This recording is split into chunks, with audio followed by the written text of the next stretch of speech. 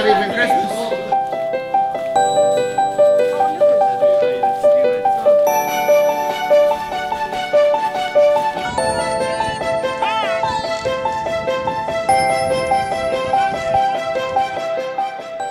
Well, one of the key things about adapted physical activity of any nature is it's about being creative and having imagination in your approach.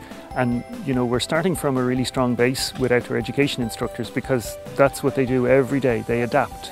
They adapt to the weather, they adapt to the environment, they adapt to their clients. And so they're in a really, really strong position to include people with disabilities, and they're already doing it. You know, because so many people with disabilities are in mainstream schools. Those mainstream schools come to the outdoor centres, and the outdoor staff make them feel very welcome and very involved.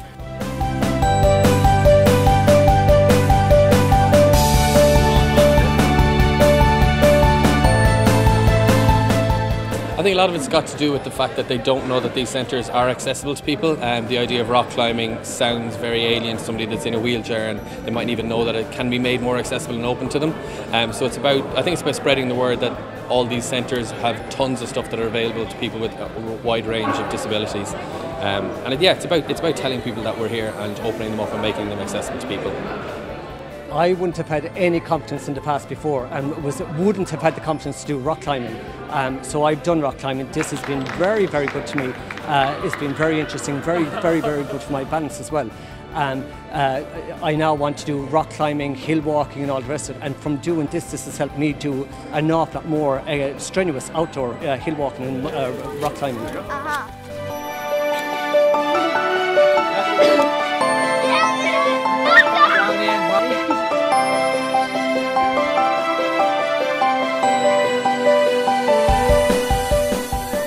I think it's perception of the accessibility to the outdoor activities.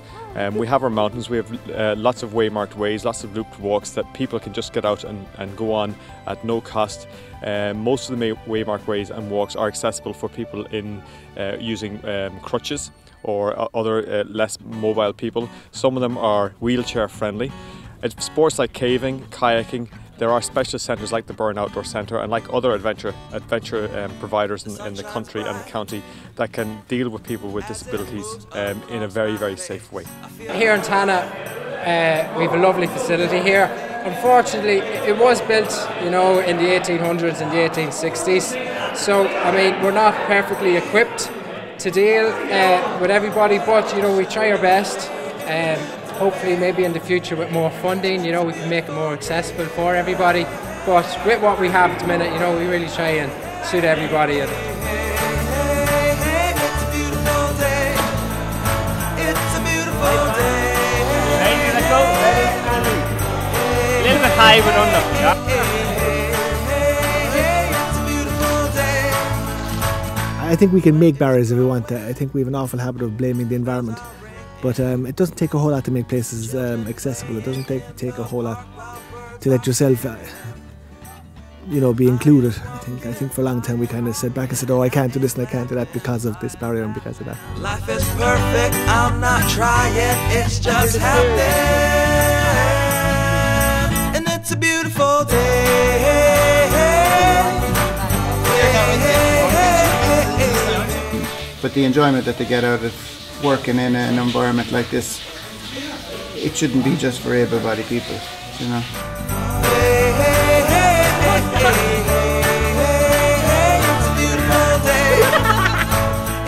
Oh, it's fantastic, absolutely. There should be much more outdoor activity for people that have disabilities of all ages. Age isn't a factor and disability is not a factor. It's just getting the funding in place to have the centres purpose-built to allow people to come and enjoy it even more.